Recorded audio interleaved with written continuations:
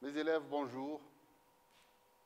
Toujours dans le cadre de l'enseignement à distance, je suis ravi de vous retrouver encore une nouvelle fois dans une nouvelle séance. Comme vous voyez, cette séance comporte sur l'exercice, sur l'étude des fonctions. Je vais vous proposer un exercice et après, on verra la correction plus tard. On voici l'énoncé.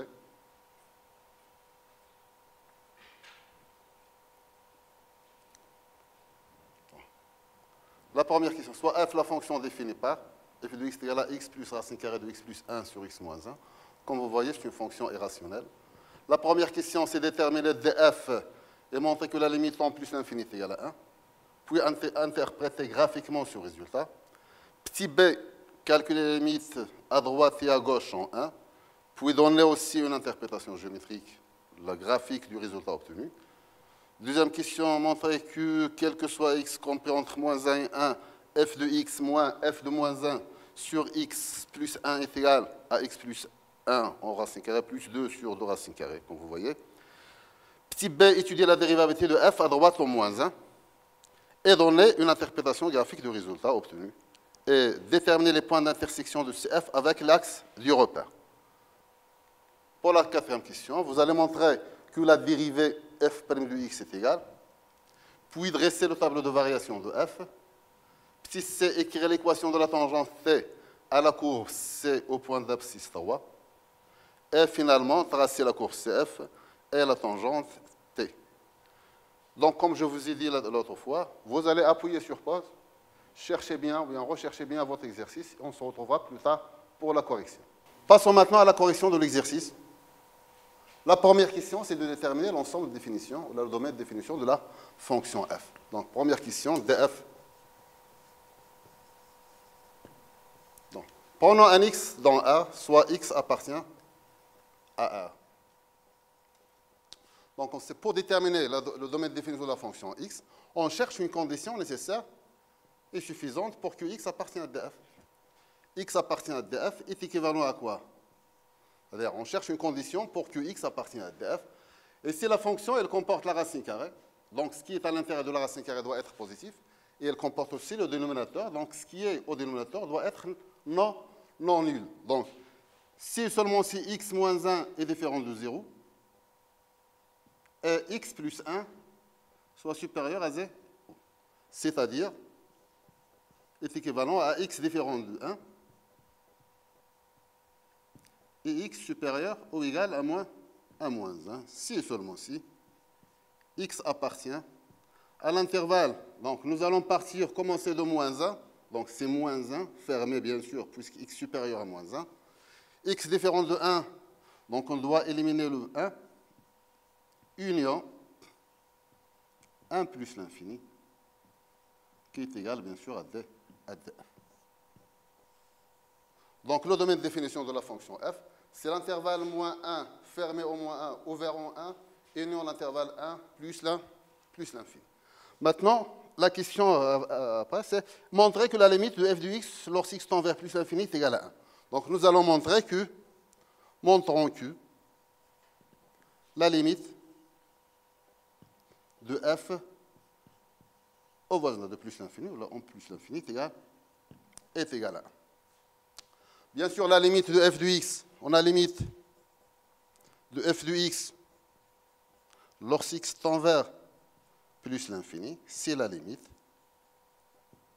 de la fonction, bien sûr, x plus racine carrée de x plus 1 sur x moins 1 lorsque x tend vers plus l'infini. Comme vous voyez, ce qui est au numérateur, x plus 1 tend vers plus l'infini, donc sa racine carrée tend vers plus l'infini.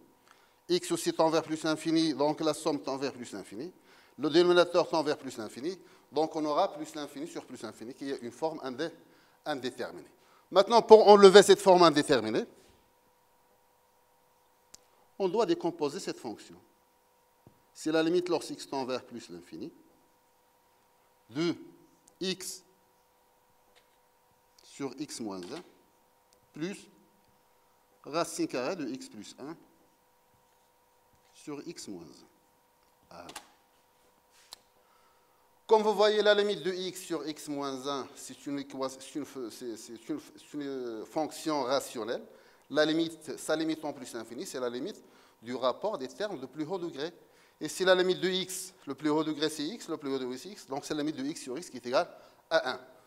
Par contre, l'autre, on a toujours une forme indéterminée, c'est plus l'infini sur plus l'infini. Mais maintenant, puisque x tend vers plus l'infini, x est supérieur à 1. Donc on peut faire entrer x moins 1 à l'intérieur du radical, donc qui est égal à la limite de x sur x moins 1 plus racine carrée de x plus 1 sur x moins 1 au cas. Lorsque toujours tend vers plus l'infini. On a la limite de ce qui est à l'intérieur du radical, entre parenthèses, limite de x plus 1 sur x moins 1 au carré, lorsque tend vers plus l'infini, est égal aussi à il s'agit d'une fonction rationnelle. Donc, toujours la règle, c'est de calculer la limite du rapport des termes de plus haut degré. Pour le numérateur, c'est x. Pour le dénominateur après développement, c'est une identité remarquable. Le terme le plus haut degré, c'est x carré, lorsque tend vers plus l'infini, qui est égal, après avoir simplifié bien sûr par x, c'est la limite de 1 sur x qui est égale à 0. Donc, puisque la limite de x plus 1 sur x moins 1 au carré est égale à 0, donc la limite de sa racine carrée est égale aussi à 0. Donc, limite de racine carrée de x plus 1 sur x moins 1 au carré est égal à 0 lorsque tend vers plus l'infini. Et limite de x sur x moins 1 est égal à 1 lorsque tend vers plus, comme j'ai dit, c'est la limite de x sur x qui est égale à 1. Donc, limite de f au voisinage de plus l'infini est égal à 1. La question après, bien sûr, c'est d'interpréter graphiquement, géométriquement ou géométriquement cette limite. Toujours, lorsqu'on vous demande d'interpréter graphiquement ou géométriquement la limite aux bornes de TF, elle a une relation avec les branches infinies. Puisque la limite de f de x en plus infini est égale à 1, on sait que c'est la limite de f de x lorsque x tend vers plus l'infini est égale à a, alors la droite d'équation y est égale à a est une asymptote horizontale SCF au voisinage de plus l'infini. Donc, donc la droite de l'équation y est égale à 1 est une asymptote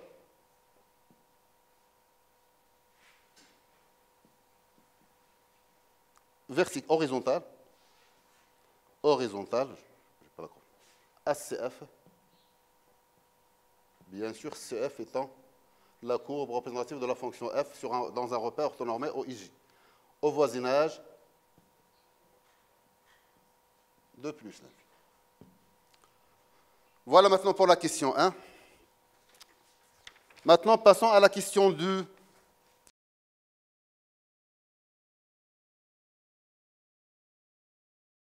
Donc, pour la question B, petit b, calculer la limite de f de x en plus 1. Il y en a à droite et à gauche en 1.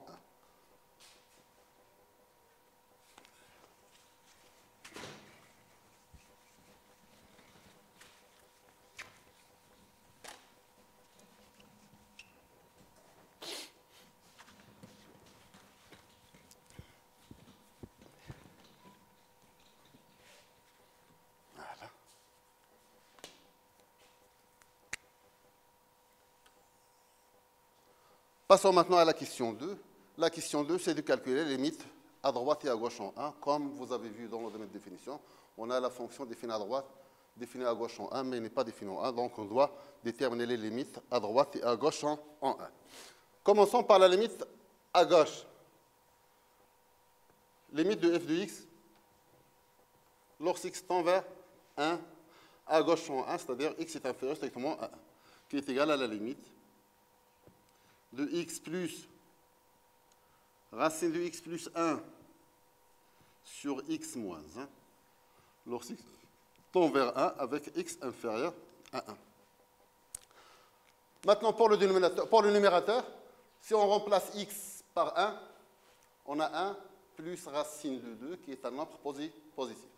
Pour le dénominateur, on a 1 moins 1 est égal à 0. Et puisque x est inférieur à 1, alors x moins 1 est inférieur à 0. Donc la limite, ça doit être, c'est 1 plus racine carrée de 2 sur 0 moins. Donc on a la limite du numérateur, c'est racine carrée de x plus racine carrée de x plus 1. Lorsqu'x tend vers 1, on écrit x inférieur strictement à 1, ou bien x tend vers 1 moins, qui est égal à 1 plus racine carrée de 2, qui est positif. Et limite du dénominateur, lorsqu'x tend vers 1 avec x est inférieur à 1, elle est égale à 0 avec le signe moins, puisque x moins 1 est inférieur à 0. Donc la limite de f de x, lorsqu'x tend vers 1 avec x inférieur à 1, est égale, on a le nombre positif, le dénominateur c'est 0 moins, donc c'est moins l'infini. De même pour la limite en 1 plus, on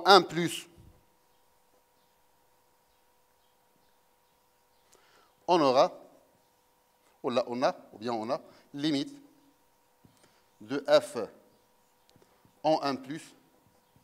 La seule différence, bien sûr, pour le numérateur, c'est le même. Pour le dénominateur, c'est le même, mais à droite de 0, ça va me donner 0 avec le signe plus. Donc, c'est plus l'infini. De la même manière, la seule différence, c'est la limite de x moins 1 lorsqu'x tend vers 1 avec x supérieur à 1 est égal à 0 plus. Puis interpréter encore une interprétation géométrique de cette limite. Comme je viens de dire, toujours une interprétation d'une limite au voisinage d'une borne de df nous ramène vers l'étude, vers les branches infinies de la fonction. Et si on a la limite en 1, à gauche c'est plus infini, à gauche c'est moins l'infini, à droite c'est plus l'infini, donc la droite, l'interprétation géométrique, donc la droite D, ou la droite delta, d'équation x est égal à 1 est une asymptote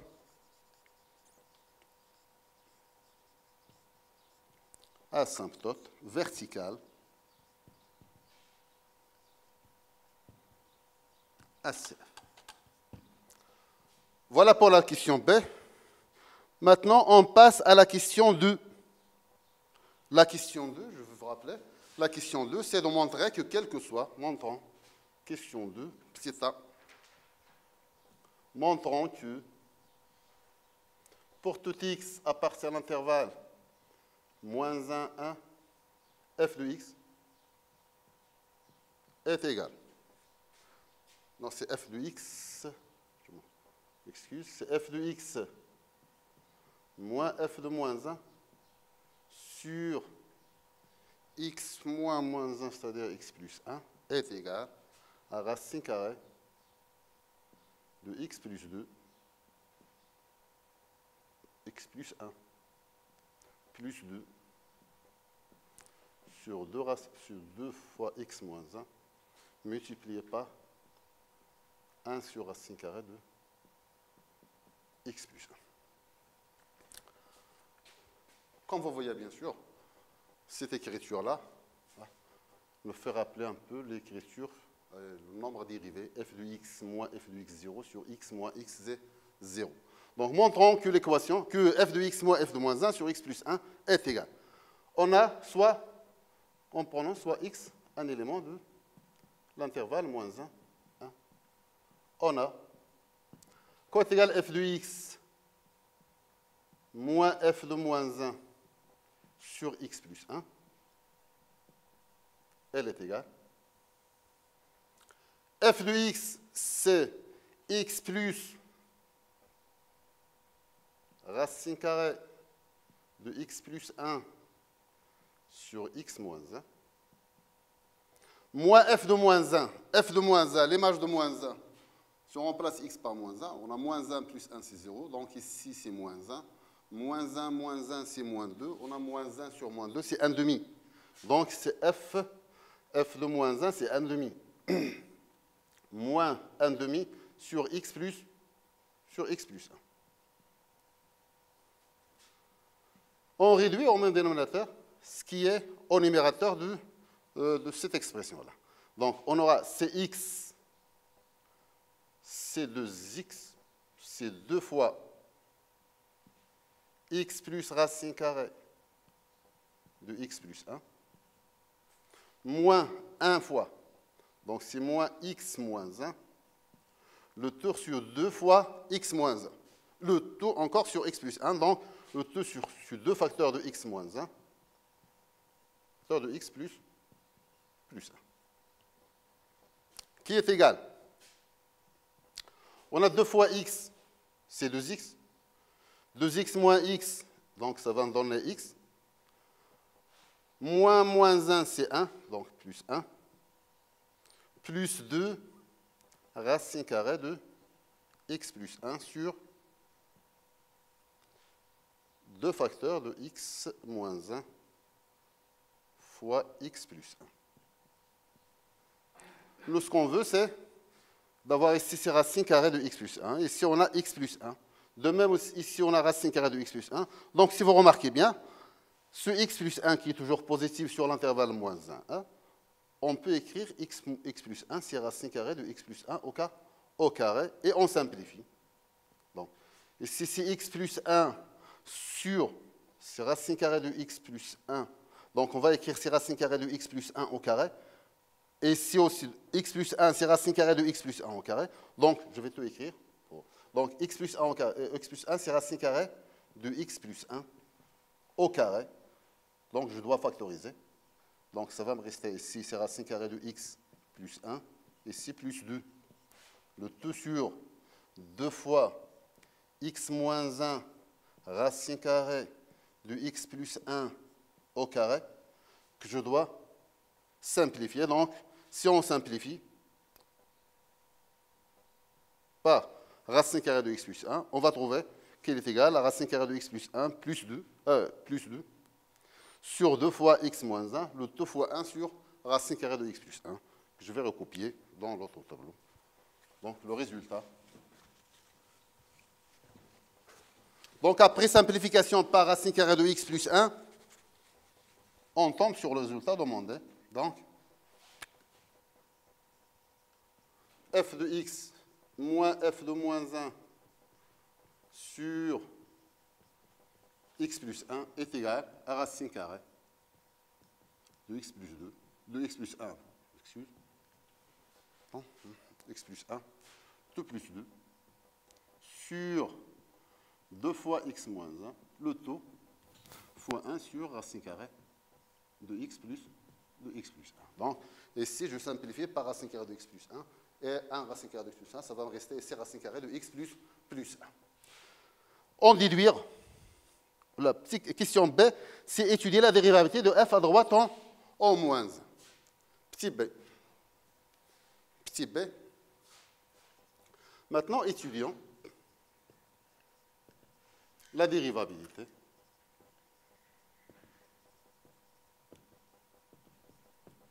de f à gauche.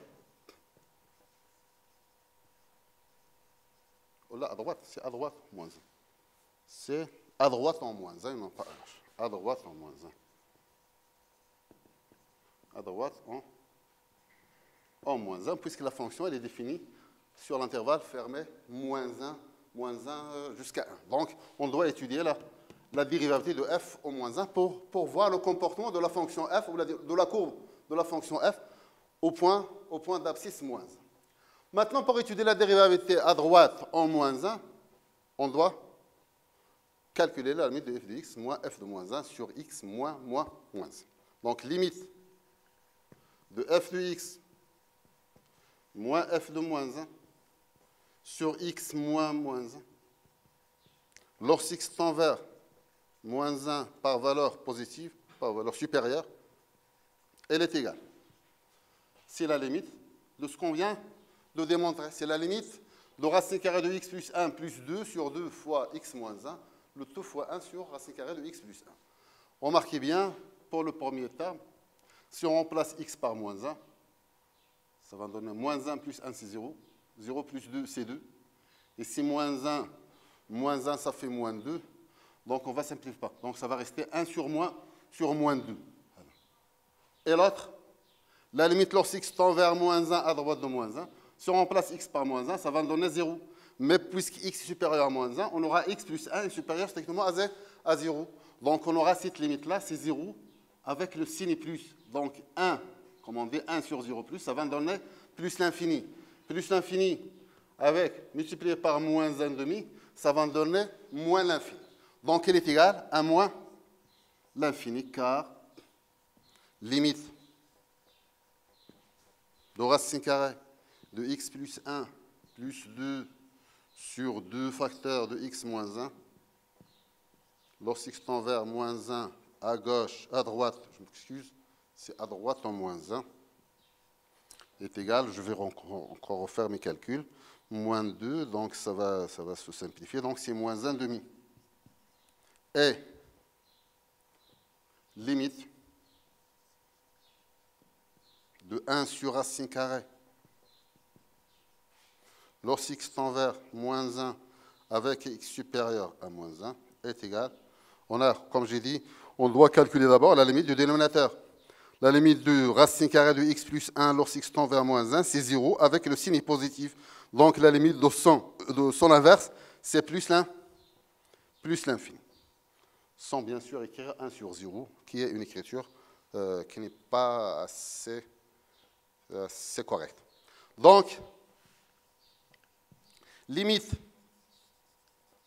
de f de x moins f de moins 1 sur x plus 1, lorsqu'x tend vers moins 1 avec x supérieur à moins 1, est égal moins 1,5 fois plus l'infini, c'est-à-dire si on a la fonction qui tend vers moins 1,5 et l'autre tend vers plus l'infini, alors le produit tend vers moins l'infini. Donc on a montré que la limite de f de x moins f de moins 1 sur x plus 1 lorsqu'x supérieur tend vers moins 1 avec x supérieur à moins 1 est égal à moins l'infini. Interprétation géométrique, la fonction bien sûr n'est pas dérivable. C'est une fonction qui n'est pas dérivable au point à droite, au point moins 1. Lorsqu'on trouve la limite est égale à moins l'infini, ça veut dire, toujours lorsqu'on vous demande d'interpréter géométriquement la limite de f de x moins f de x0 sur x moins x0, et là, une relation avec ou bien les tangentes, ou bien les demi-tangentes de la fonction f en ce point-là. Et si au point moins 1, c'est-à-dire à droite de moins 1, on a la limite de f de x moins f de moins 1 sur x plus 1 est égal à moins l'infini, donc la fonction admet une demi-tangente qui est verticale. Pour savoir s'il dirige vers le bas ou vers le haut, on voit ici la limite lorsqu'x tend vers moins 1, c'est-à-dire la limite, c'est-à-dire à droite, c'est moins l'infini. Donc la limite, plus avec moins, ça va me donner, c'est-à-dire ici, c'est moins 1 plus. Plus avec ce moins-là, donc la tangente est dirigée vers le bas. Donc, l'interprétation géométrique, la courbe CF admet une demi-tangente verticale qui est dirigée vers le bas. Donc, géométriquement,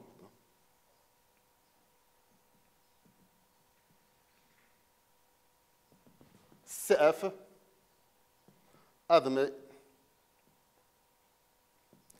une demi-tangente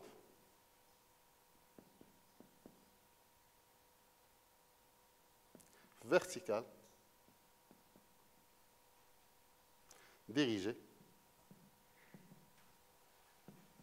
vers, on dit dirigée vers le bas, bien vers les ordonnées négatives.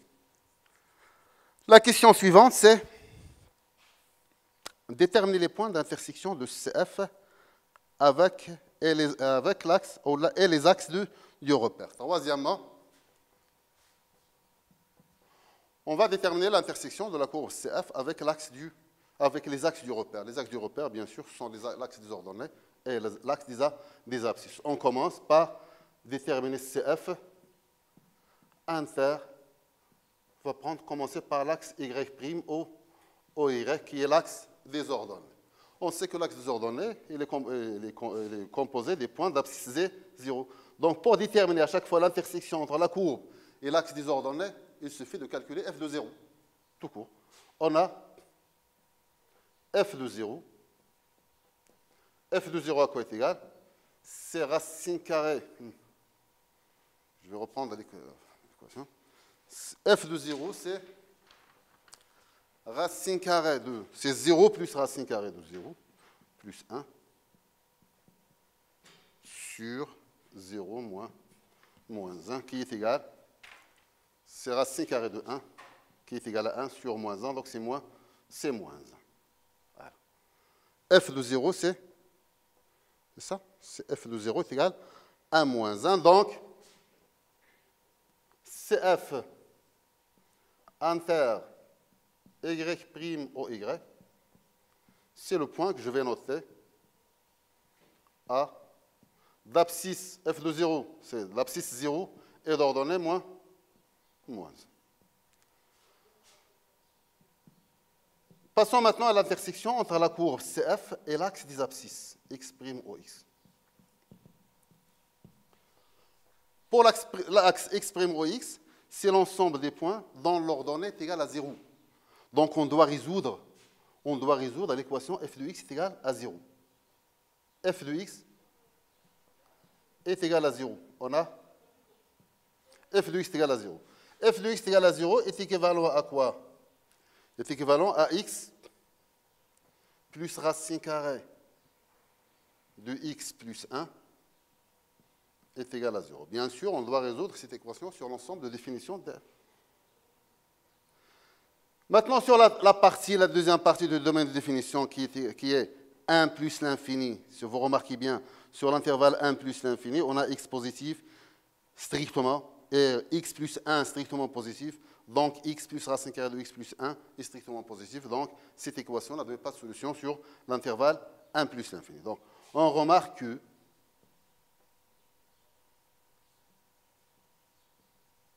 quel que soit x supérieur strictement à 1, f de x est différent de 0. Donc, le point d'intersection, s'il existe, il n'est pas sur l'intervalle 1 plus l'infini. Maintenant, on passe sur l'intervalle moins 1, 1.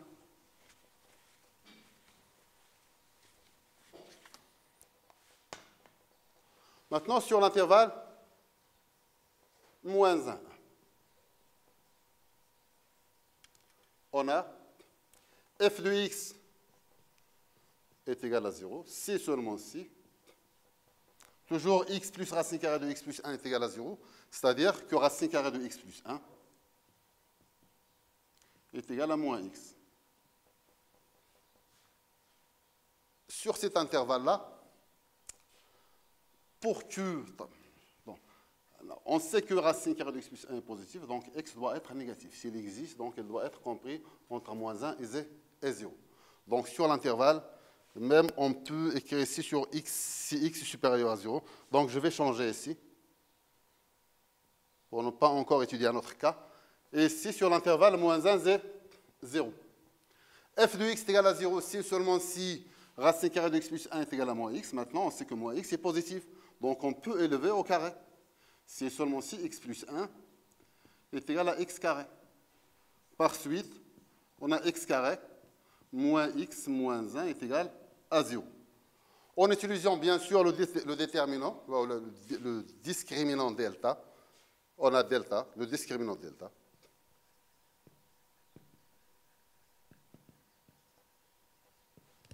Delta de cette équation-là, l'équation alpha, c'est b au carré qui est égal à moins 1 au carré qui est égal à 1, moins 4a à c, donc c'est plus 4 qui est égal à racine carrée de 5 au carré. Donc, alpha, ou l'équation alpha, admet deux racines. On va commencer par deux racines et voir deux racines distinctes x1 qui est égal à moins b. Moins b, on a b c'est moins 1, donc moins b c'est 1. Moins racine carrée de 5 sur 2a, sur 2 fois 1 qui est égal à 2. Cette solution, bien sûr, appartient à l'intervalle moins 1, 0, puisqu'il est négatif. On a racine carrée de 5 qui est supérieur à 2, donc la solution est négative.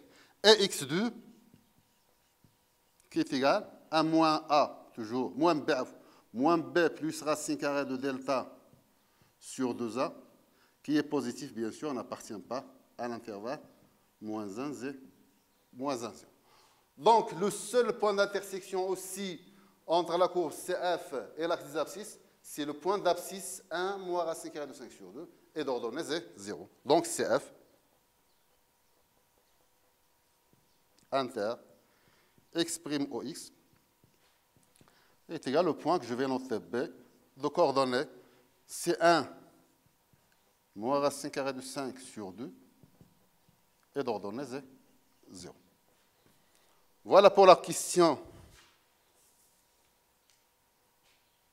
La question, c'est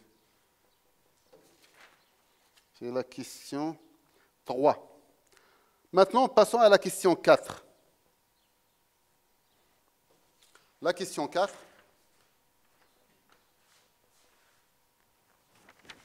Maintenant, passons à la question suivante. La question suivante, c'est montrer que, quatrièmement, θ, montrons que, quel que soit x appartient à df moins le singleton moins 1, on a f' de x est égal à moins x plus 3 plus 2 racine carrée de x plus 1 sur 2 fois x moins 1 au carré racine carrée de x plus 1. Bon. Pour montrer que la fonction, que f' de x est égal, on a, pour tout x, quel que soit x appartient. Là, soit on prend, soit x appartient à df moins le singleton moins 1. C'est-à-dire sur l'intervalle ouvert moins 1, 1, union l'intervalle 1 plus l'infini. On a f' de x. Je vais d'abord me rappeler de la fonction. C'est x plus racine carrée de x plus 1 sur x moins 1. Prime. C'est ça. Prime. On a cette fonction-là, pour déterminer la dérivée souvent, on regarde la forme générale de la fonction f. Et c'est cette fonction-là, il s'agit d'un rapport. C'est-à-dire qu'elle est de la forme u sur v. Et pour calculer la dérivée de u sur v, on a la dérivée de u sur v, c'est u'v moins uv' sur v au carré. Donc, qui est égal la dérivée de la fonction qui est au numérateur. C'est la dérivée de x qui est égale à 1, plus la dérivée de racine carrée de x plus 1, qui est égale à 1. C'est-à-dire c'est la dérivée de la fonction x plus 1 sur 2 fois la fonction racine carrée. Donc sur 2 fois racine carrée de x plus 1. On a maintenant la dérivée de la fonction qui est u' fois v, donc fois x moins 1, moins fg'. C'est-à-dire, on va garder la fonction qui est au numérateur, fois g', fois la dérivée de la fonction x moins 1. Et la dérivée de la fonction x moins 1, elle est égale à 1. Donc le tout sur x moins 1 au carré, moins 1 au carré, qui est égal. Je vais essayer de réduire le même dénominateur, le numérateur de cette dérivée-là. Le dénominateur, bien sûr, c'est 2 racines carrées de x plus 1.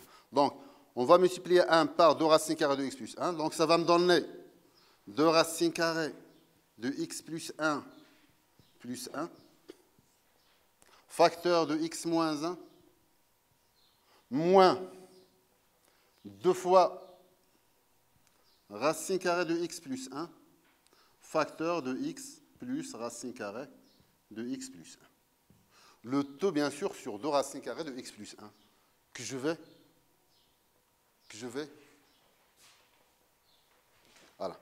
vais rendre au dénominateur. Donc, c'est 2 fois x moins 1 au carré, racine carrée de x plus 1.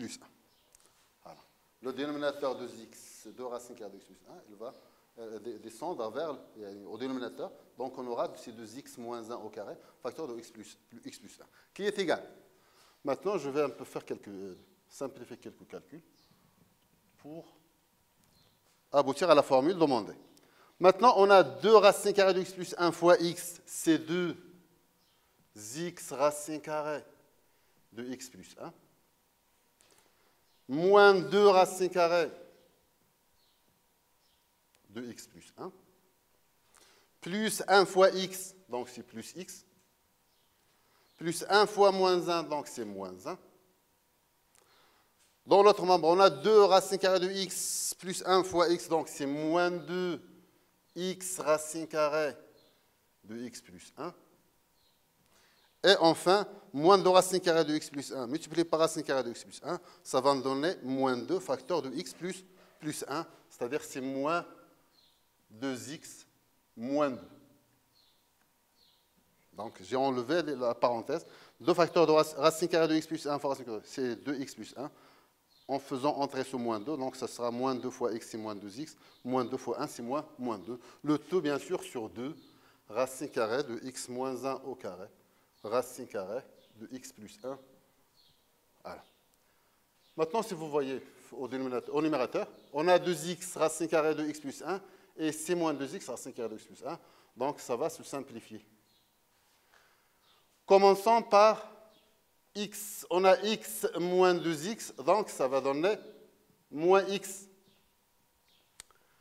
On a moins 1, moins 2, ça fait moins 3. Et on a moins 2 racine carrée de x plus 1. Le tout sur 2 fois x moins 1 au carré, racine carrée de x plus 1. Maintenant, il ne reste que de factoriser par moins 1. On aura ces moins x plus 3 plus 2 racine carrée de x plus 1. Le tout sur 2 facteur de x moins 1 au carré, racine carrée de x plus 1. On voici maintenant le résultat. Maintenant, la question, c'est dresser le tableau de variation. Et pour dresser le tableau de variation, toujours, on doit étudier les signes de la fonction, de la dérivée de la fonction. Ici, dans ce cas-là, si vous remarquez bien, en ce qui concerne le dénominateur, 2 fois x moins 1 au carré, elle est positive puisqu'il s'agit d'un carré. Et si on a x supérieur à moins 1, supérieur strictement à moins 1, donc x plus 1 supérieur strictement à 0, donc sa racine carrée, bien sûr, positive. En ce qui concerne le numérateur, on a aussi 2 facteurs de racine carrée de x plus 1, qui est un nombre qui est positif. Pour x plus 3, on a puisque x supérieur strictement à moins 1, donc x plus 3 est supérieur strictement à 2. Donc ce nombre aussi est un nombre qui est positif. Donc, je vais écrire ici, on a x supérieur strictement à moins 1 implique que x plus 3 supérieur à moins 1 plus 3, qui est égal à 2, qui est supérieur strictement à 0.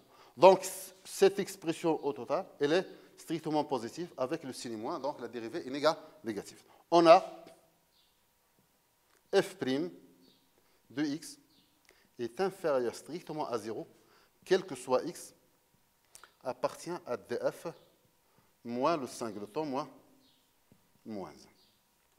Donc, pour dresser le tableau de variation, comme vous avez vu déjà, on dresse un tableau en 3 parties. On prend ici, c'est le domaine de définition. Ici, c'est le signe de la dérivée. Et ici, c'est la fonction f. Comme on a vu, la fonction f est définie sur l'intervalle moins 1, 1, plus l'infini. On doit noter ici les éléments remarquables. Les éléments remarquables de cette fonction-là. On a uniquement que moins 1, où la fonction n'est pas dérivée. On a vu que la dérivée de la fonction ne s'annule en aucun point, donc on n'aura pas aucun extrémum pour cette fonction-là. Donc les éléments remarquables, ça reste toujours uniquement le point d'abscisse moins 1. Et si la fonction n'est pas définie au point 1, donc on doit faire 2 traits, signalant que la fonction n'est pas définie au point 1. Au point moins 1, la fonction n'est pas dérivable. Et n'est pas dérivable, on peut ici signaler moins l'infini pour se rappeler bien sûr de la limite de f de x moins f de moins 1 sur x moins 1. Sinon, ce n'est pas la peine. La limite au moins 1, c'est-à-dire à droite de moins 1, c'est f de moins 1 qui est égal à 1 demi. Donc, pour le signe de la dérivée, on a vu, le signe c'est négatif, négatif. Donc, la fonction, c'est décroissante sur cet intervalle moins 1 et aussi décroissant sur l'intervalle 1 plus l'infini. La limite, comme j'ai dit, au moins 1, c'est l'image de moins 1, c'est 1 demi. Elle est définie au moins 1. À gauche, en 1, on a vu que c'est moins l'infini.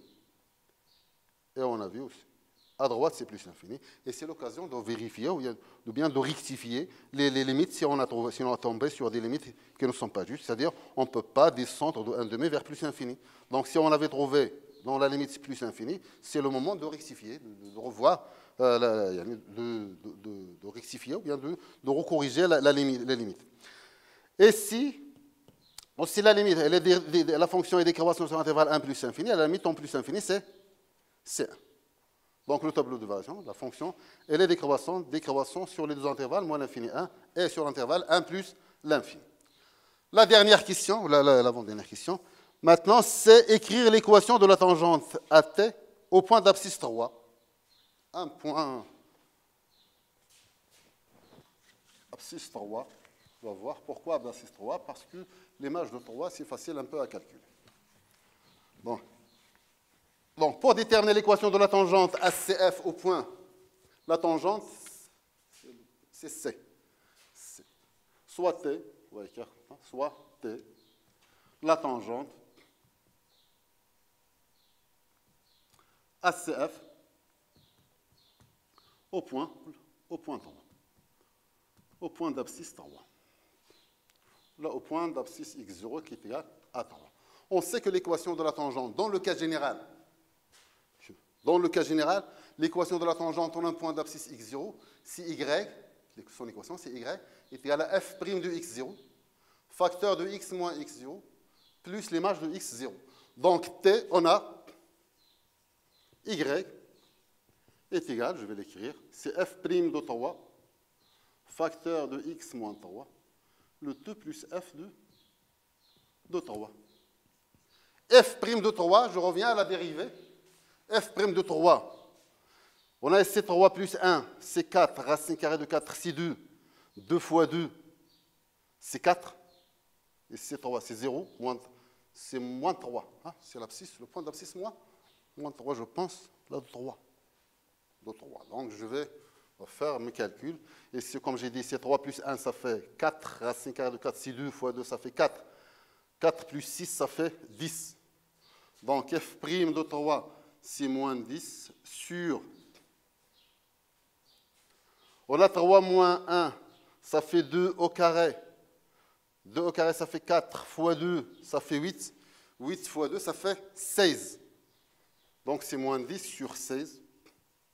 Facteur de x moins 3, plus l'image de 3. L'image de 3, c'est 3 plus racine carrée de 3 plus 1, ça fait... Donc on a 3 plus racine carrée de 3 plus 1, ça fait 2, ça fait 5.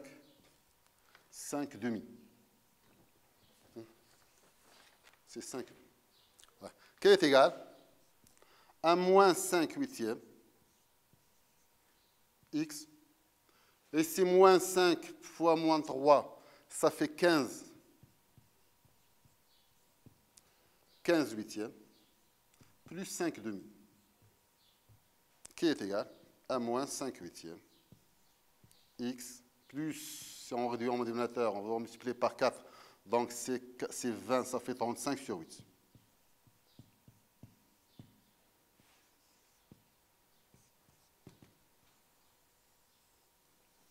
Maintenant, ce qui nous reste, c'est de construire, ou bien de construire la courbe de la fonction f dans un repère orthonormé. Je vais noter d'abord ici le nombre. Donc, je vais effacer ce tableau-là.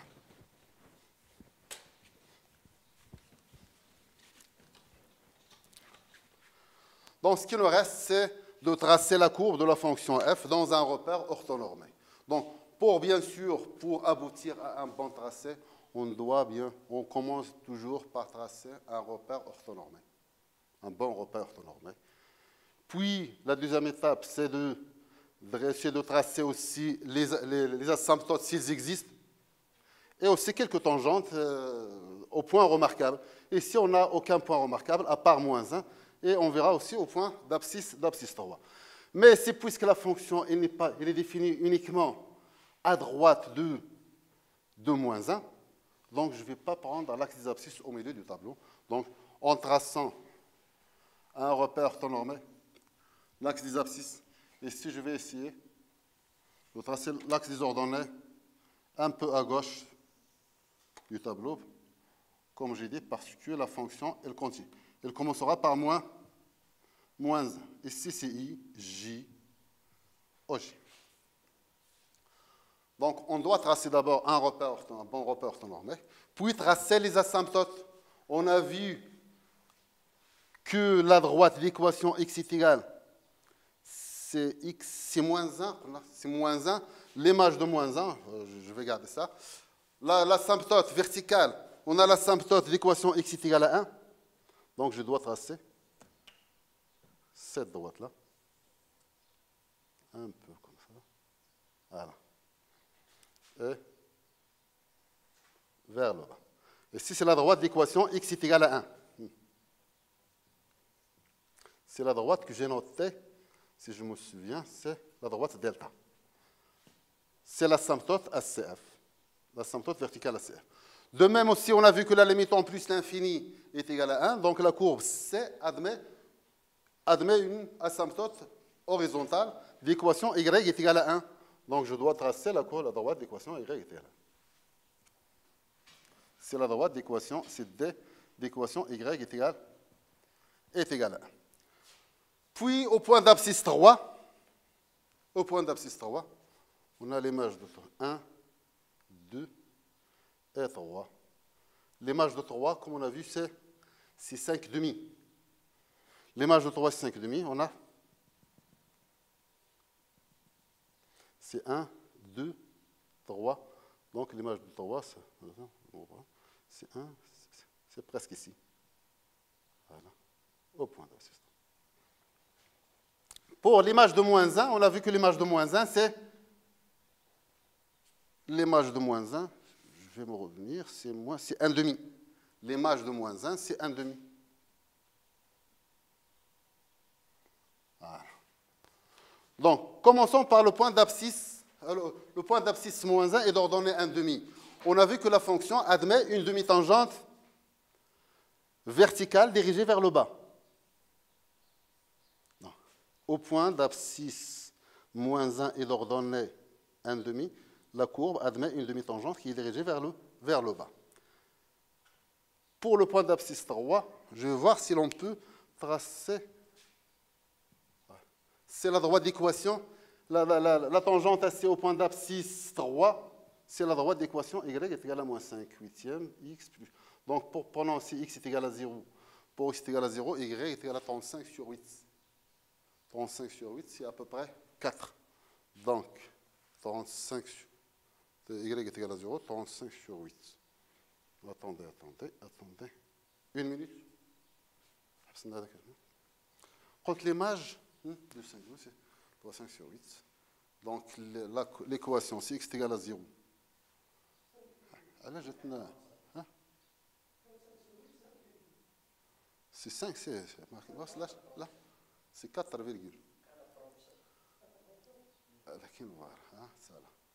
voilà, c'est un peu, c'est 3,75. Non. 4,37. Voilà. Donc, pour l'équation, on a pour x est égal à 0, y est égal à 35 sur 8. On a 1, 2, 3, 4, 5. C'est 4, 4,37. Donc c'est 4,5, 4,37, c'est à peu près là. Voilà. Et pour y est égal à 0, on a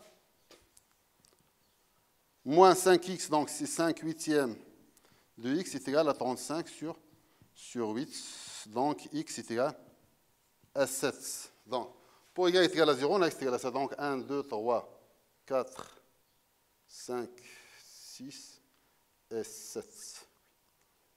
Hein? Mais elle doit passer par le point. Donc, on va changer d'abord. Donc, on doit changer le point. L'image de 3, ça va me donner, l'image de 3, c'est 5,5, c'est ça. Voilà. C'est 1, 2, voilà. L'image, c'est 5,5. Donc, la tangente au point d'abscisse 3 et d'ordonnée 5,5, c'est T. Maintenant, il ne reste que de mentionner les points d'intersection avec l'axe des abscisses et l'axe des ordonnées. On a vu que l'axe des ordonnées, l'intersection, c'est l'image de 0. L'image de 0, c'est l'image de 0, c'est moins 1. L'image de 0, c'est moins 1. Donc, on a 1, c'est moins 1. C'est le point d'intersection entre la courbe et l'axe des abscisses. Et pour l'axe des ordonnées, on a vu que f de x est égal à 0 si et seulement si x est égal, si je me souviens bien, c'est moins racine carrée de 5. C'est 1 moins racine. Avec l'axe des ordonnées, c'est 1 moins racine carrée de 5 sur 2 qui est presque égal à 1 moins. 1 moins 2, ça fait moins 1, c'est moins 1,236 sur 2 qui est égal à moins 0,6. Allez, moins 0,6. On a 0, moins 0,5, moins 0,6. Donc, ça va copier l'axe des ordonnées, l'axe des abscisses en ce point-là. Maintenant, ce qui nous reste, c'est de tracer la courbe.